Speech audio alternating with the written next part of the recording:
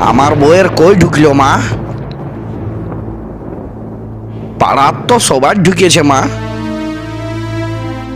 আমার বউ কি 3,000 পাবে নাই মা? তোমাকেই দিতে হবে। 3,000 তুমিই দিবে মা।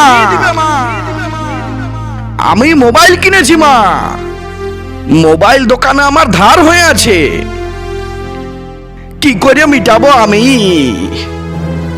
বলো মা, বলো মা, বলো।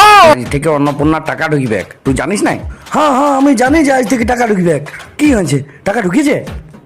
বল রে। নাই ঢুকে?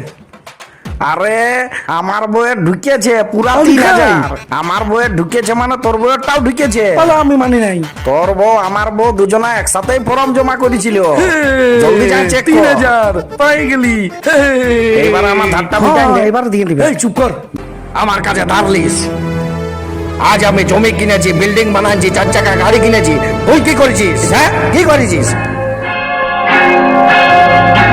আমি ডিবিটি লিঙ্ক করেছি।